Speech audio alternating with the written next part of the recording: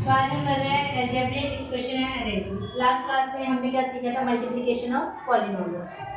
आज हम सीख रहे हैं, एक बार ध्यान से देखेंगे क्या सीख रहे हैं। Which have like terms. Terms हम सीखेंगे। सबसे पहले आपको टर्म्स सीखनी है। टर्म्स क्या होती है, ध्यान से देखना। मैंने लास्ट क्लास में भी बताया था, आज दोबारा बता रही हूँ बिकॉज हमारा आज का कंसेप्ट है लाइक टर्म्स। ठीक है, पहले मैं ये कराऊंगी, उसके बाद मैं इस कराऊंगी, क्योंकि मुझे आपको पहले क्या एक्सप्लेन करना है, टर्म्स एक्सप्लेन करनी है।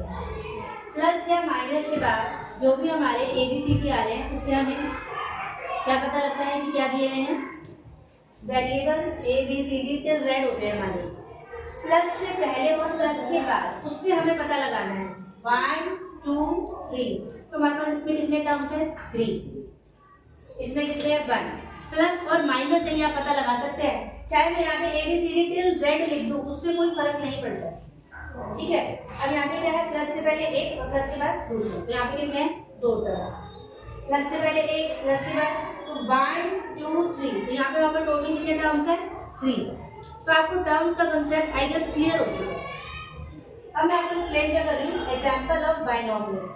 जिस एक्सप्रेशन के अंदर हमारे पास 2 टर्म्स होती है उसको हम बोलते हैं बाइनोमियल, और जिस एक्सप्रेशन में हमारे पास 3 टर्म्स होती है उसको हम क्या बोलते हैं? ट्राइनोमियल। तो हमारा क्वेश्चन है एग्जाम्पल ऑफ बाइनोमियल। ये वाला है नो, ये वाला है नो, ये वाला है यस, ये वाला नहीं, बिकॉज ये क्या है हमारा? ट्राइनोमियल। ठीक है, अब हम आएंगे इस वाले कंसेप्ट पे, which have like terms. Like terms का ध्यान से समझेंगे बिल्कुल। कॉमा से पहले एक टर्म है, कॉमा के बाद दूसरी टर्म है। एग्जैक्ट सेम होना चाहिए वेरिएबल। वेरिएबल माने A से लेकर Z तक बिल्कुल सेम। कैसे? PQ है, PQ यहाँ पर भी है, बट इनके पास क्या है? पावर है, और इनके पास पावर नहीं है। तो ये लाइक टर्म्स नहीं है। यहाँ पर भी PQ है, यहाँ पर भी PQ है, डिट्टो सेम होना चाहिए। PQ की जगह अगर यहाँ पर QP भी होता तब भी सेम माना जाता। तो ये क्या है? Yes, BAB। तो हमें लाइक टर्म्स पता लगानी है। BAB, इनमें से कोई भी लाइक टर्म्स नहीं। नो, PQ PQ ये भी नहीं है, नो। ठीक है, अब हम नेक्स्ट कंसेप्ट करेंगे आपका मल्टीप्लाई। मल्टीप्लाई आप सारे आराम से सीखेंगे, आप तो पहले भी कर चुके हैं। 7 को 4 से हमने मल्टीप्लाई करा है, हमारा है 28। माइनस का साइन 3 कितनी बार आ रहा है? 2 टाइम्स आ रहा है। जब इसके ऊपर कुछ नहीं दिया होता तो हम बोलते हैं पावर 1। टोटल पावर कितनी हो गई? 2। कैसे? Base same power add. Next concept है हमारा ऐड करने का। इसको बड़े ध्यान से समझेंगे। बच्चे ऐड करने में गड़बड़ी कर देते हैं।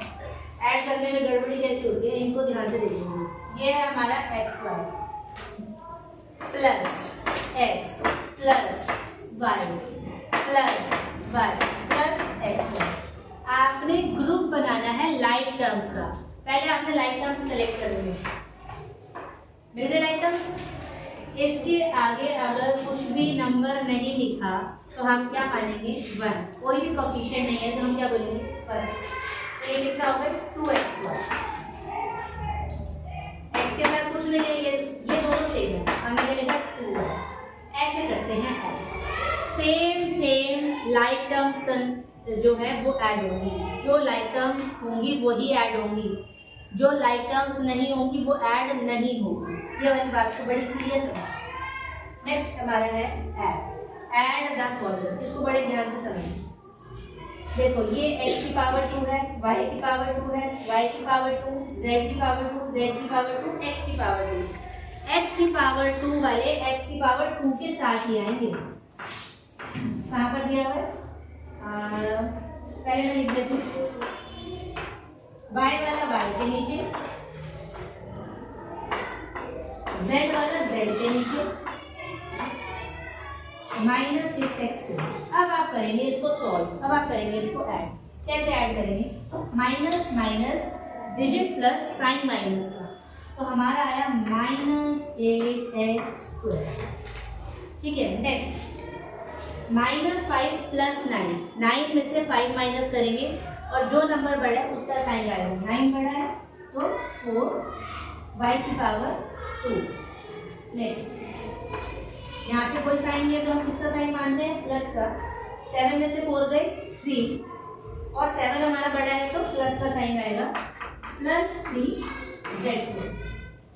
आई गेस आपको सारे ये कंसेप्ट समझ आ गए हैं। अगर आपको कोई डाउट है तो आप कमेंट सेक्शन में पूछ सकते हैं। I will explain that concept again. So thank you.